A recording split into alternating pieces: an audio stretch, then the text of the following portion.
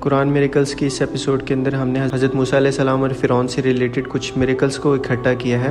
جن کو سمجھنے کے بعد انسان یہ سوچنے پر مجبور ہو جاتا ہے کہ قرآن پاک واقعتاً ایک ڈیوائن سپیچ ہے اور کسی انسان کا کلام نہیں ہے۔ حامان کو بائبل نے کنگ آف پرشیا کہا ہے، جبکہ قرآن پاک حامان کو فرعون کا چیف آرکیٹیکٹ کہتا ہے، جو حضرت موسیٰ علیہ السلام کے دور میں تھا۔ اس چیز کو ریسنٹلی آرکیالوجسٹ نے ڈسکور کیا ہے اور کنفرم کیا ہے۔ کچھ ایجپٹولوجسٹ نے کچھ ہائروگلافک لینگویج ڈسکور کی، جس کے اندر یہ مینشن تھا اوورسیئر of stone mentions of Amun, یعنی آمون جو کہ اسٹون مینشنز کو دیکھتا تھا۔ اور یہ چیز قرآن پاک میں سورہ قصص کی آیت نمبر 38 کے اندر اللہ تعالیٰ نے آلریڈی مینشن کیا ہوا ہے کہ حامان فرعون کا چیف آرکیٹیکٹ تھا۔ سو اے حامان، میرے لیے گارے کو آگ لگا کر اینٹیں پکا دو، پھر ایک اونچا محل بنا دو تاکہ میں موسیٰ کے خدا کی طرف چڑھ کر اسے جھانک لوں۔ اسی آیت کے اندر ایک اور میریکل ہے، جب فرعون نے حامان سے کہا کہ گارے سے اینٹیں بناؤ تاکہ میں اوپر چڑھ کے موسیٰ کے خدا کو دیکھ سکوں۔ آج تک لوگ یہی سمجھتے رہے کہ جو پیرامڈس ہیں ان کا ٹاپ حصہ بھی لائم سٹون کے بڑے بڑے پتھروں سے بنایا گیا ہے، مگر ریسنٹ ڈسکوریز کے مطابق جو پیرامڈس کا ٹاپ والا حصہ ہے وہ گارے کی بنائی گئی اینٹوں سے بنایا گیا ہے۔ اب جن لوگوں کا کلیم تھا اور ہے کہ قرآن پاک ایک پرانے واقعات کی اکٹھی کی گئی کتاب ہے، یا قرآن پاک کے اندر بائبل اور تورات سے چوری کیے گئے واقعات ہیں، تو ایسا کیوں ہے کہ بائبل کے اندر کچھ اور لکھا ہوا ہے اور قرآن پاک نے اس چیز کو کنفرم کیا ہے کہ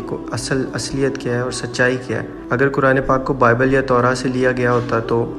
کبھی بھی ان کے اندر کانفلکٹ نہ ہوتا۔ سورہ یونس کی آیت نمبر 90 اور 92 کے اندر اللہ تعالیٰ نے فرعون اور اس کے سپاہیوں کی ڈوبنے کی منظر کشی کی ہے۔ آج تک لوگوں کا اس بات پہ کنفلکٹ رہا ہے کہ رمیسس II، جو کہ حضرت موسیٰ علیہ السلام کے دور کا فرعون تھا، اس کی موت نیچرل ڈیتھ تھی یا وہ پانی میں ڈوب کے مرا تھا۔ مگر ریسنٹ ڈسکوریز کے مطابق اس کی ممی سے جو نمک نکلا ہے، نارملی نیٹرن سالٹ یوز کیا جاتا تھا باڈیز کی ممیفیکیشن کے لیے، مگر اس کی باڈی سے سی سالٹ کے ریزروز ملے ہیں، جو یہ بات کنفرم کرتا ہے کہ اس کی نیچرل ڈیتھ نہیں ہوئی تھی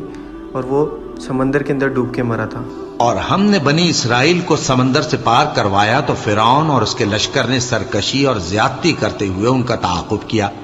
یہاں تک کہ جب اس کو غرق کرنے والے عذاب نے آ پکڑا تو کہنے لگا، میں ایمان لایا کہ جس اللہ پر بنی اسرائیل ایمان لائے ہیں اس کے سوا کوئی معبود نہیں، اور میں فرما برداروں میں ہوں۔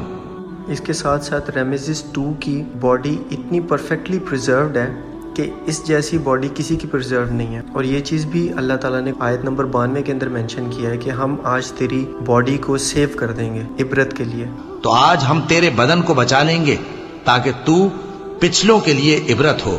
نبی محمد صلی اللہ علیہ وآلہ وسلم نہ تو کوئی ریسرچر تھے، نہ سائنٹسٹ، نہ ایسٹرولوجسٹ۔ ان کے پاس اتنی پریسائز ڈیٹیل ہونا اس بات کا ثبوت ہے کہ ان کو یہ ڈیٹیلز کسی ایسی ہستی نے دی ہیں جو ہر چیز پر قادر ہے اور ہر چیز کو جاننے والا ہے۔ اللہ پاک ہمیں حق بات سمجھنے کی، پھیلانے کی اور اس پر عمل کرنے کی توفیق عطا فرمائے۔ آمین یا رب العالمین۔